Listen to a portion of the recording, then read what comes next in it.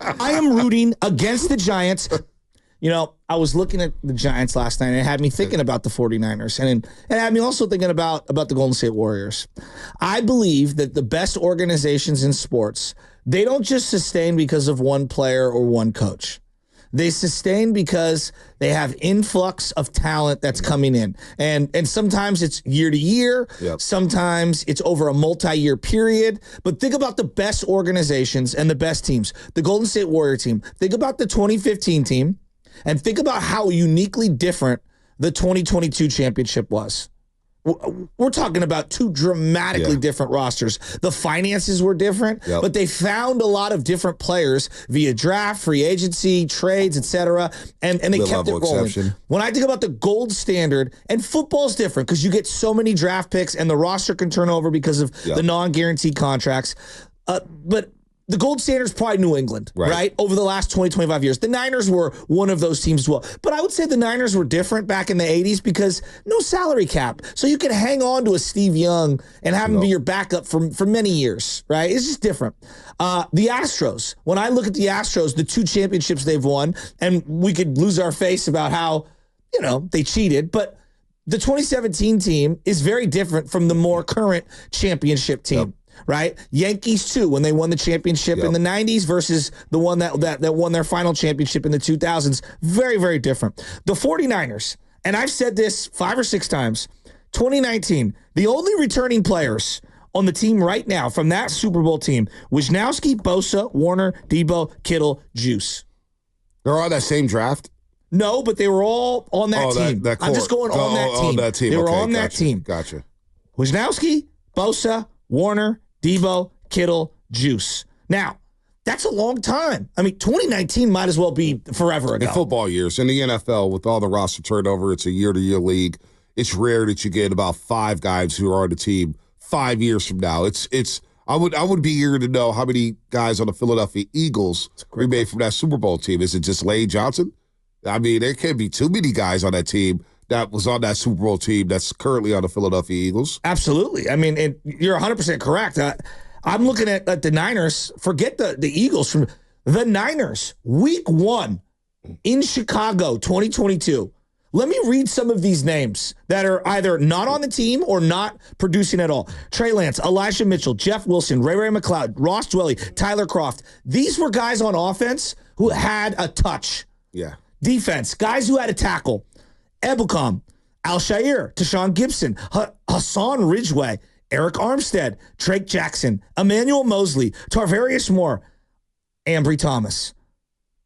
And then Robbie Gould was kicking field goals. Right. You're looking at 17 different people making contributions just 2 years ago. Yep. 2 years ago. And I'm looking at this team yesterday. And I was thinking hard about this, like, oh, when they pay Brock, you know, every million. And yes, it does matter how much you pay someone. We're looking at what's going on in Cleveland, and there's like $175 million dead cap hit if they cut Deshaun Watson. It does matter finances. But if you believe in Shanahan like I do, and you believe in Lynch, even if they overpay by a couple $1 million for a guy here and there, they can overcome it because listen to who made contributions from the last few drafts. Diamond Lenore, Tig Brown, Dominic Pooney, Jordan Mason, Aaron Banks, McKivitz, Jennings, Robert Beal Jr., Isaac Garendo had touches. Jalen Moore was out there at the end of the game. Burford was out there. And you had a young man in Cowings returning kicks, while another guy in Jake Moody was kicking field goals. That's just from the drafts the last couple of years. Free agency, listen to how they've turned the roster over. Hargrave, Malik Collins, Leonard Floyd, Jake Brendel was a free agent, Rock Sim, Isaac Yiddom, DeAndre Campbell, Jordan Elliott, Saubert. Bonte, I'm looking at like 25 guys in just the last couple of years that they've turned the roster over who made huge contributions just 2 years later. 2 years later. They replenish talent as well as any team in sports right now. All the sports. I didn't even mention the quarterback, for crying out loud, Brock Purdy. Drake Greenlaw as well is up into that point. He'll be back at some point this season. No, they've done a great job. And that's not to mention they've had a lot of misses. I mean, you look at the 2021 draft or the 2022 draft. Only guy left, Spencer Burford, Brock Purdy. 2 guys. You know what I'm saying? So they've whiffed on a lot of draft. 2021. Who's left from that roster? Talanoa Hufanga, Lenore, Jalen Moore's still here, Aaron Banks. Trey Sermon's gone, Trey Lance is gone, Avery Thomas is on the way out, Elijah Mitchell's on IR. Then you look at the year before. Colton McKivitz is here, Brendan Ayuk is here, Kinlaw's gone. But then you take a guy in the 7th round of Jawad Jennings. And so when you think about the great teams in the NFL, and this goes back, it's not just with the Niners right now. While the Patriots were in the Super Bowls, Philadelphia did a great job of replenishing talent. Kansas City does a great job of replenishing talent. The Saints had drafted really, really well. And that's the difference in today's salary cap league. And it's been the case for the last 20 to 25 years when it comes to the salary cap. You have to either hit on a couple picks in each class, you have to have a knockout free agency signing, and you have to have good health. You have to have good health while you keep your premium players together. And that's the key. Can your premium players continue to play at a high level? Once your premium players start to decrease a little bit in terms of, or depreciate in terms of their production, then that's when you have an issue. But this bodes well for the Niners because their premium players are still playing at a premium level. If Fred Warner, George Kittle, Debo, and company. Don't you think that the Harbaugh era, there was a variety of things that brought it down, right? A variety. But I think that, like, top of the list, they stopped drafting and developing well. Yeah, that had a lot to do with it, but also Patrick Willis got hurt. Yeah. Navarro Bowman was hurt. Crabtree, big-time injury, right? Bolden getting up there in age. Anthony Davis basically walked away from the roster. You know, Mike Iupati got hurt. Jonathan Goodwin moved on. So I think this team had injuries? Yeah, they have, but the premium players, when you got your stalwarts, your all-pro blue-chip players, like right now we're going to find out about the 49ers, how long they could function without Christian McCaffrey. I think they do a good job, something we'll get into a little bit later. But Fred Warner's still there, playing at a high level. George Kittle still playing at a high level. We saw just last year, in 3 games, 2 premium players went down, and it was 17-17-17 with Trent Williams and Deebo Samuel. So this all works well. You're right, replenishing talent. They've got a lot of guys who drafted really well in the middle rounds. But it works really well when the premium players continue to be on the field. And now that the premium players, like you look at those Patriot teams, the premium players were on the field, right? Mm-hmm. Tom Brady, Gronk, Edelman. Now they had their nicks and bruises, and Gronk was always on the injury report. But their premium players, as long as they stay healthy, your blue chip players, then everything else fits in. And all of a sudden you're like, yeah, we can replenish this talent because we're not expecting this guy to be an all-pro. But once you start losing all-pro players to injuries, then you're thinking to yourself, boy, we got problems. And I think that was, you're right. They didn't draft well at all. Those last couple of years on Harbaugh, they didn't draft well at all. But also the premium players broke down. No, that's a good point. I don't know, man. I'm looking at it, and I say to myself, like, I think we've underrated how good they are at finding talent. You're going to miss, look. Well, it's undeniable, yeah. I look at Pearsall, right? I don't know if Pearsall's good, bad, whatever. We'll find out.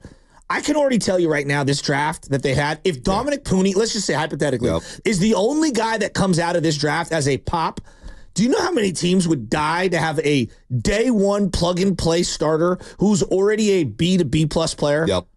And I don't mean B to B plus on his own draft class. I'm talking B to B plus across the league. Like, he came in right away, and Shanahan loves him so much, they said, we're running to the right side for the first time in a millennium. Right? No, he's legit. I mean, he's legit. I'm looking at this B, and I'm saying to myself, like, look, I don't even think Hargrave's been that great of a signing. Like, I really don't. But they've been able to offset it because they found a guy in, like, Malik Collins, for example. True trades. It's a great move. Charles Amenda, who we were discussing yesterday. He was good. We were like, wow, this guy. What about Jordan Willis, who had the big block in the playoff game at Green Bay? They will find a little subtle move here with a 4th-round pick or a 5th-round pick or a 6th-round pick. And I don't think anybody works the entire draft like the Niners. There's something about drafting 1st and 2nd-round players, and guys may hit on them. But their draft picks, like Jawad Jennings, is automatic as a 3rd wide receiver. He's a 7th-round pick.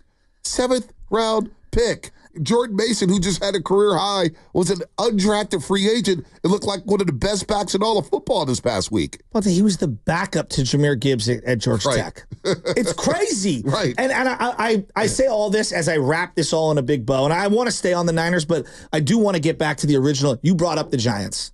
Why are the Giants where they're at? It's because they can't replenish the talent.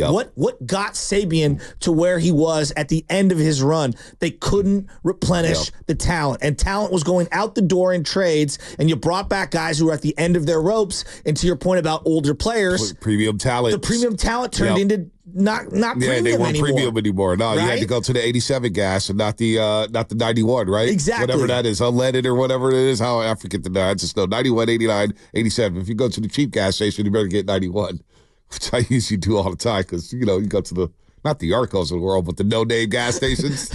You know what I'm talking about? But no, they're premium players. The Giants, to your point, they started Buster Posey wasn't the same. Brandon Belt wasn't the same. Exactly. Brandon Crawford wasn't the same. All of a sudden, Madison Bumgarner's leaking a little oil. The bullpen is leaking oil. So as long as you're premium players, and I think that's the most important thing. Debo looked like he's going to have a big-time season. Ayuk will come around. Fred Warner looks like he's going to have a big-time season. I mean, Fred Warner set the tone for the entire season. Bosa, you know what? He looked like Nick Bosa. He did. He looked good. He looked really good. So Brock Purdy, how do you look at quarterback? Brock's a stud. I mean, he's literally he is legit. So as long as your premium players are in place, it's easier to replenish talent that are not premium, right? That's the biggest thing with the Giants. You bring up the Giants again. Their problem is they can't even get a premium player to slot it. Like, how good would Mike Yastrzemski? We were talking about Mike Yastrzemski before the show. How good would he look in a different lineup? Say, hypothetically, the Yankees. Yeah. Hypothetically, the Dodgers, and he's a seventh hitter. We're thinking, damn, that's a dangerous seven-hole hitter. Damn, Mike Yastrzemski batting seventh in that lineup? Damn, he's got some pop. But on the Giants, when you don't have a lot of premium talent, all of a sudden you get elevated to a status to where it's like, yeah, we're counting on this guy to be our leader here. He's going to carry a lineup. That's not his job. That's not his role. So first you got to get premium talent. And it makes it easier with the Warriors and Steph and Dre and Clay. It's like, yeah, we could plug and play around these guys. But what's that premium talent as we saw with the Warriors? Clay wasn't the same. Draymond wasn't on the court. Life was a lot harder for Stephen Curry. And all of a sudden you're on the outside looking in on the NBA playoffs. And then, like, even if you do miss in the draft or you miss in free agency, it's not highlighted as much when you have premium players. It's you can offset it because of their greatness and whatnot. I look at, like, I go back to Hargrave. They've probably overpaid dramatically for Hargrave, right?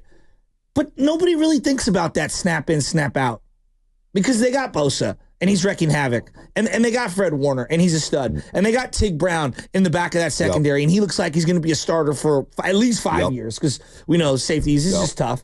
And so you can offset that. It's not highlighted as much. When Matt Chapman goes through a 3-week stretch where he's not playing well, it feels like the weight of the world is on his shoulders. Yeah.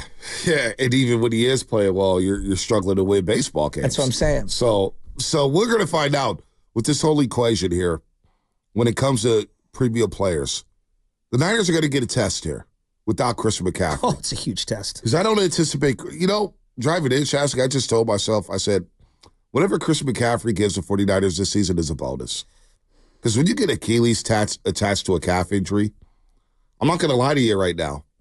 I'm not expecting much from Christian McCaffrey this season.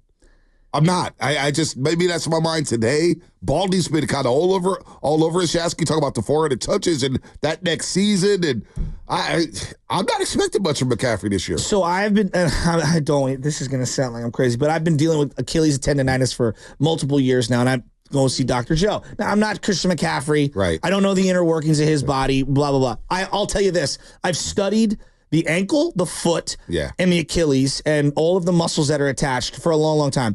There are muscles that go from the bottom of your feet, plantar fasciitis, people that are dealing with that, and it puts stress on the calf, on the Achilles. It goes all the way up into your hip, okay? There are multiple muscles, the inside and the outside. And all of them are interconnected. And when one of these things has a strain or a difficulty, it puts more and more pressure on everything. And what's very difficult about this injury is that you could feel good one day, one week, whatever. You put a lot of pressure on it. You go out there, you explode, and then you come back, and then all of a sudden it starts flaring up again, right? And so you're never really out of the woods. And this is when I was, and again, I'm not a high level athlete. That's not what I'm saying, but I've understood because it's a process. There's the build up process, and then there's also did you wear out the muscle so bad to where it's hanging by a thread? Well, those are the realities. No doubt. And Dre Greenlaw, Achilles tendonitis leading up to the Super Bowl. He couldn't practice during the playoffs, and his Achilles pops by just walking onto the field, trying to play some defense. That's how I can go. Now, you bring up your Achilles, and I know for sure I'm no Christian McCaffrey, but my right Achilles off and on for the last 2 years gets sore.